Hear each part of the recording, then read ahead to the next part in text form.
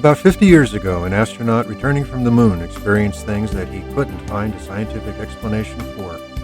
So, with some colleagues, he launched a new science focused on the mind and how it works in the body and across space and time.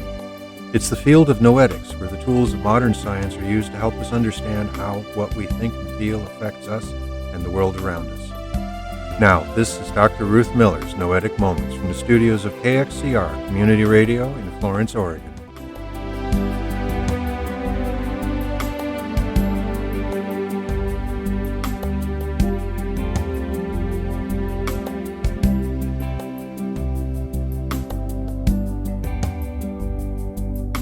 This is Noetic Moments, the show that explores what consciousness is, what it does, how it works, and how our lives could be much fuller if we understood it better. I am Ruth Miller, a longtime student of consciousness, cybernetics, and culture, and through this program, I'm introducing over the series some of those people whose work has defined this field of research, and I'm explaining some of their ideas and experiments. I'll also explore some relevant news items and answer questions that you send to my email address, ruth@noeticmoments.org. Now, over the course of these programs, we've learned a lot of things about consciousness. Even though the medical world defines consciousness as what we're aware of at this moment, most of what goes on in the mind is not in our conscious awareness at all, but goes on in unconscious processes.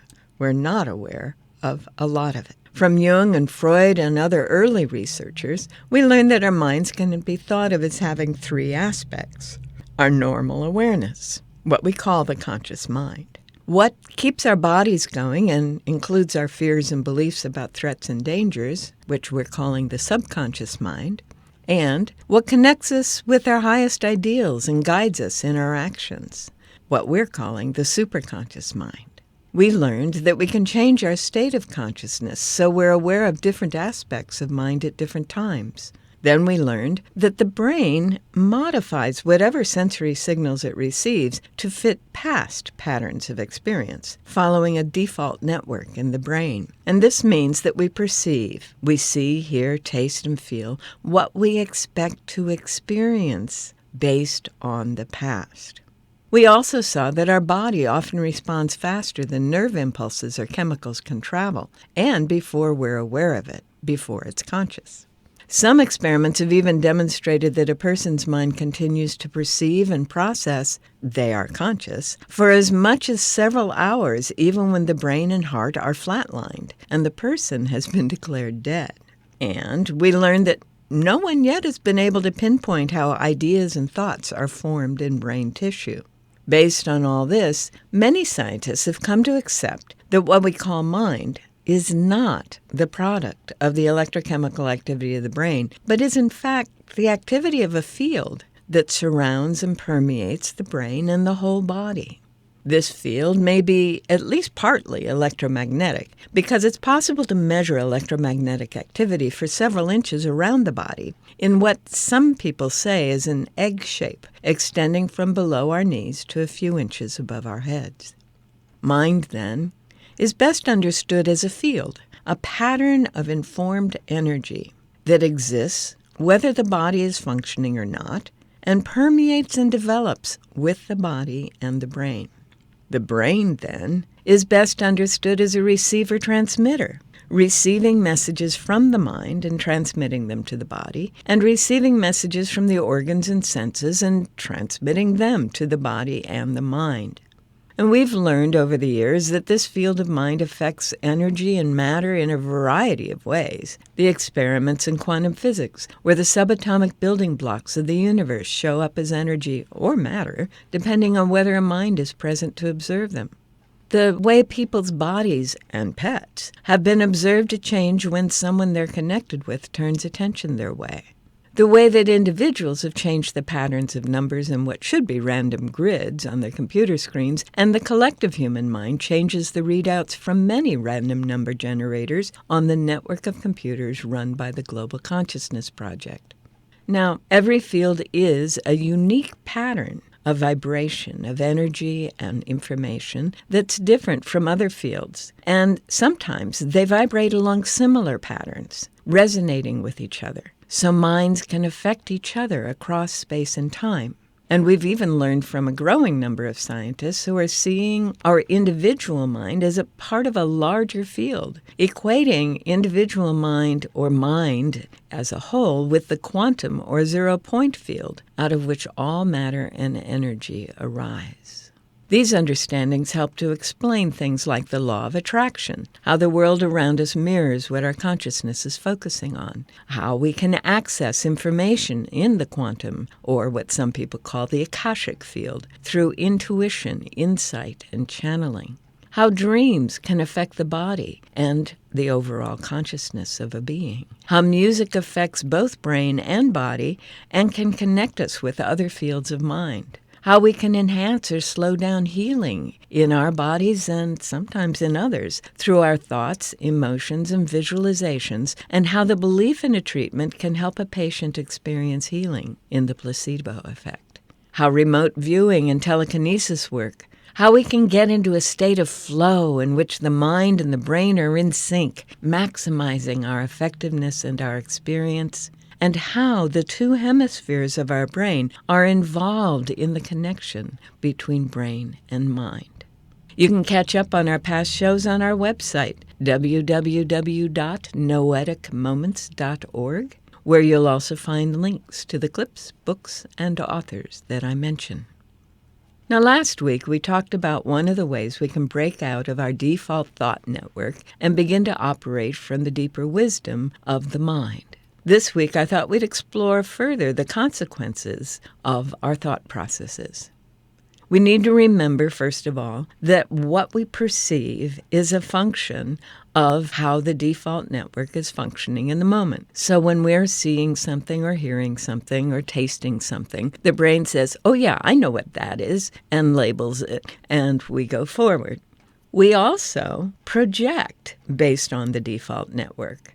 That is to say, we encounter something, the brain goes, "Oh yeah, I know what that is," and projects its own previous understanding or experience of something like that onto what is being perceived. Projection works in another way, as Rupert Sheldrake demonstrated in his work with people staring at each other and how people can feel that. We are literally projecting energy from the eyes when we do that. And all of that is happening because the default network is running its normal pattern that has been trained to run by the culture, by the parents, by the growing up, in a pattern that is based on, usually in our culture, fear and control. This means that our experience is based almost entirely on the fear and control patterns that the default network in the brain is telling us about what's going on. To change our experience from that fear and control, therefore, we're going to have to change what the brain is telling the body and how it perceives what is coming into our experience. Once we begin to do that, then the new kinds of experiences can begin the process of rewiring, reprogramming that default network so that our projections and perceptions are now different. And that means we can experience something entirely different. So, in a very real way, life is a mirror reflecting our inner world.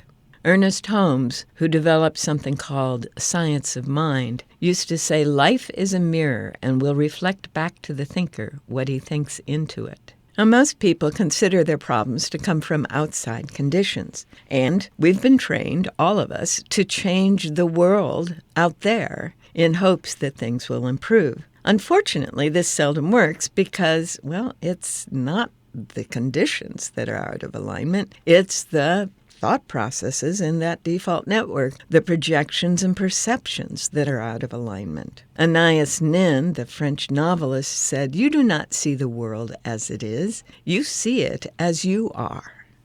So if external conditions mirror internal conditions, then we have a lot of options we didn't know about, because rarely do we have any control over those external conditions, but we absolutely can change the internal conditions, as we've been learning over the months that we've been moving through this process. There's a woman named Charlene Belitz working with Meg Lindstrom, and in their book, The Power of Flow, they say external conditions mirror internal conditions. So straightening your room or your desk settles internal disorder. So if your world is volatile and messy and looking chaotic, perhaps one thing you can begin to do to rewire the brain is to bring your personal space that you have control over into more order. That will then facilitate you beginning to think in entirely new ways. Once we get that the choice is ours, once we get that reality brings forth external conditions according to our thoughts, then the more we are able to connect with what's actually going on inside, the more we are going to be able to change external conditions. So here's one person's take on all this.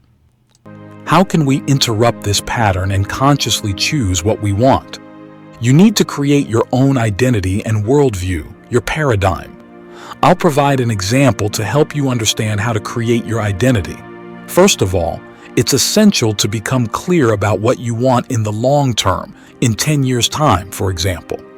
In the final image, what is an activity that you see yourself doing every day? What do you have that makes your life a continuous journey of discovery? And ask yourself, who am I being now? What characteristics and traits do I have when I'm achieving, having, and doing all these things? This is crucial. Next, consider what your worldview is. How do you perceive the world when you are living this reality? How do you see the world when you're experiencing all this? Take a moment to bring powerful affirmations to life. First, create affirmations about your identity, how you see yourself. It could be something like, I am worthy. I am a magnet for abundance because I carry within me the magic touch of an alchemist. Then create affirmations that relate to your vision of the world. For example, the world conspires in my favor. Everything happens at the right time and according to the divine plan. As you dedicate yourself to repeating these affirmations daily and internalizing them, be prepared to witness an incredible transformation. The reality you perceive, the way you see the world, will begin to change before your eyes. Now let's move on to key number 2. What you need to understand is that the reflection we see in our material world is formed with a certain delay. So that brings us to the next key. You have to hold on to the belief you have established long enough for your desire to manifest. What does this mean?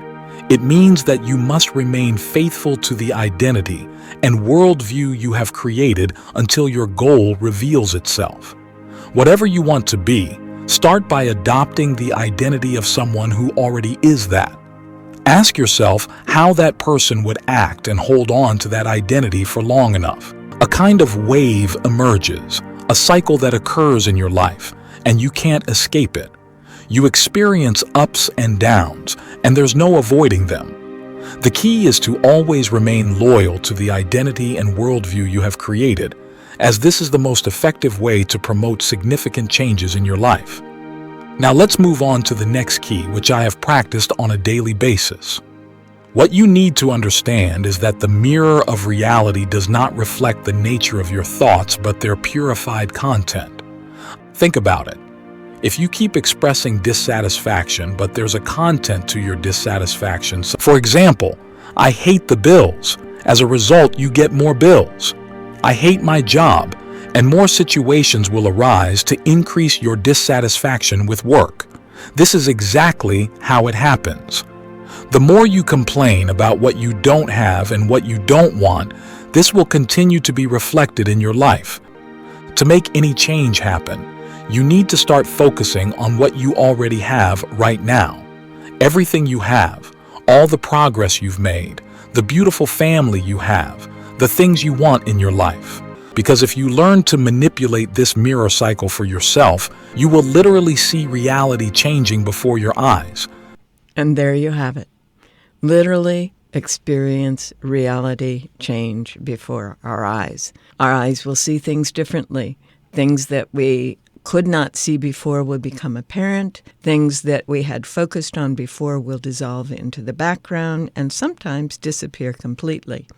This is what happens when we reprogram the default network of the brain.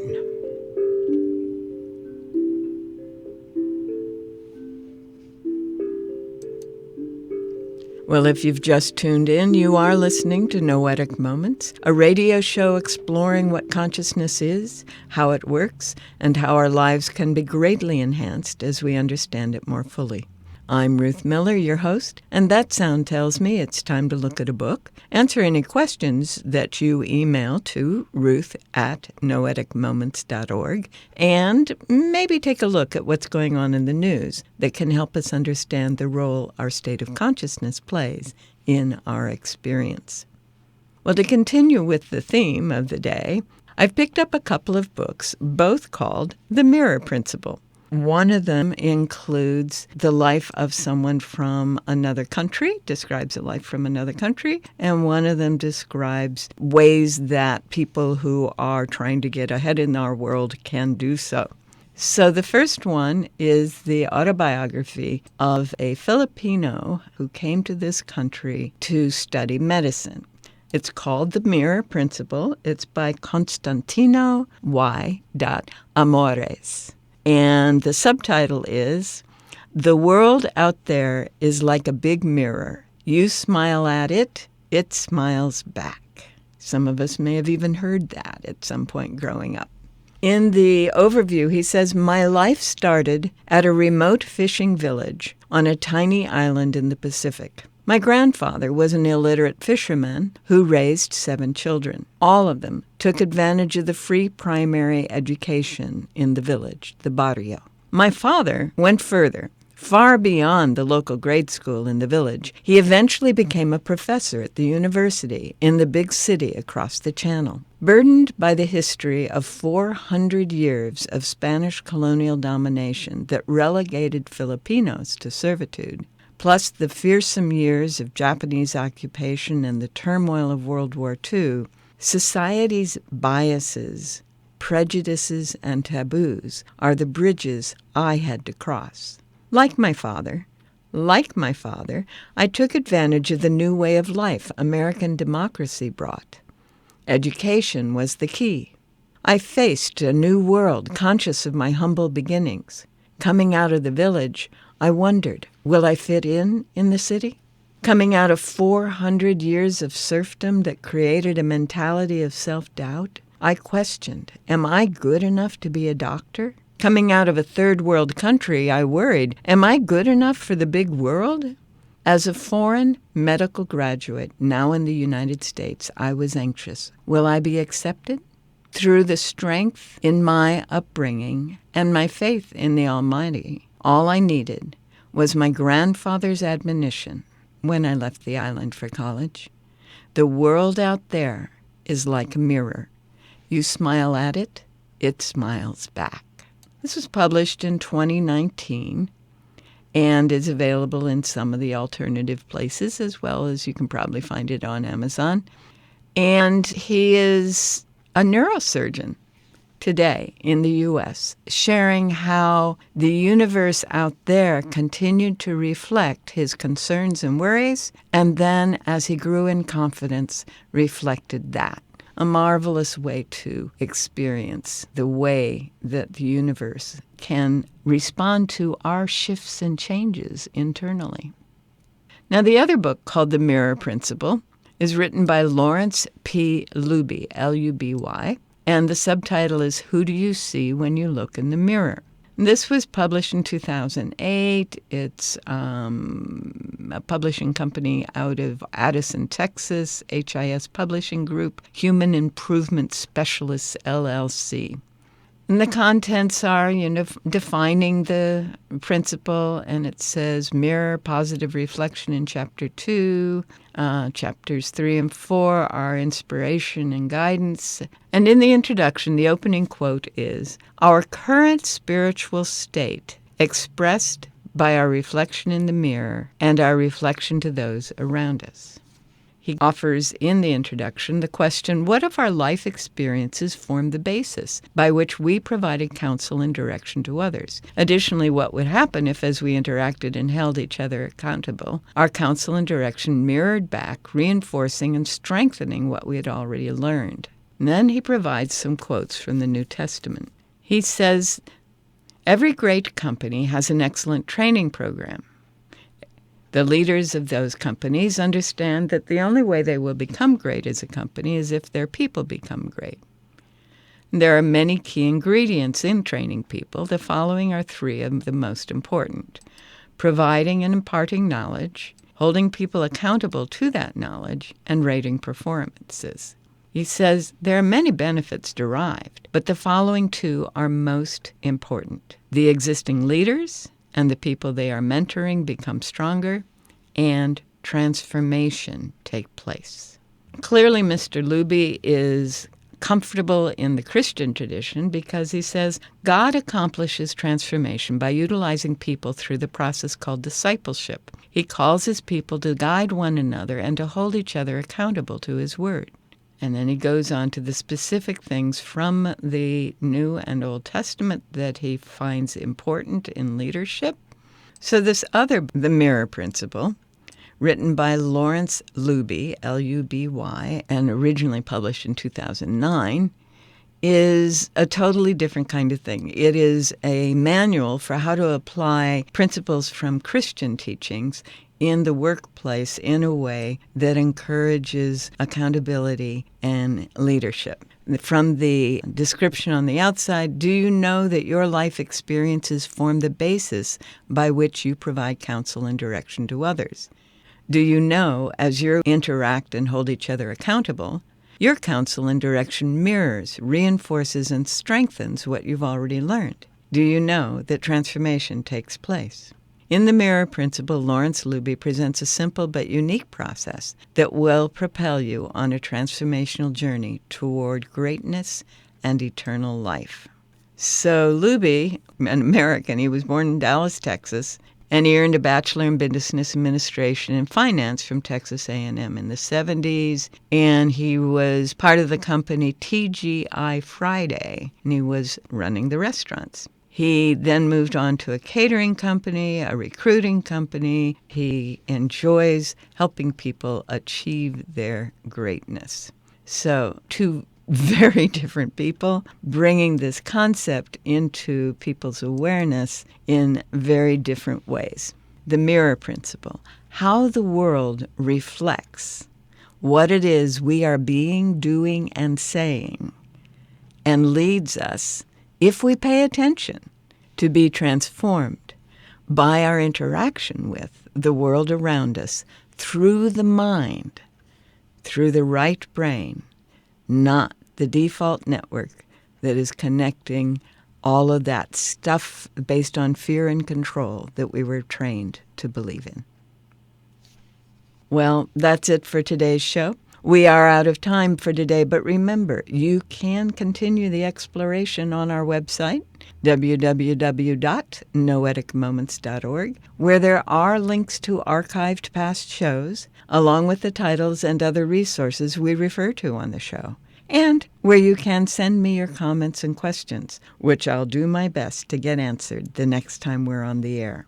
For now, thanks for joining me here on Noetic Moments. Recorded at the studios of KXCR Community Radio in Florence, Oregon, and have a wonderful week.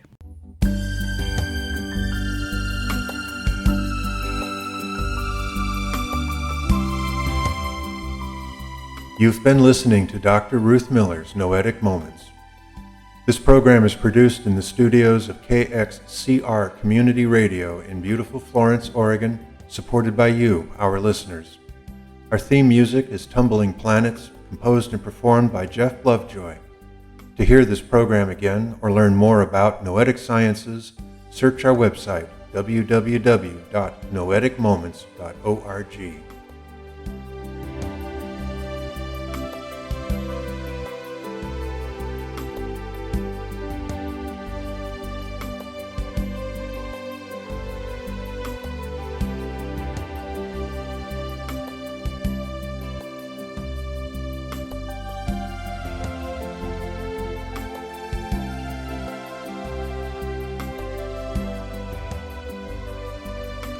Hi, this is Ruth Miller again, and I'm just going to remind you that KXCR Studios in Florence, Oregon is a community radio station. No advertising.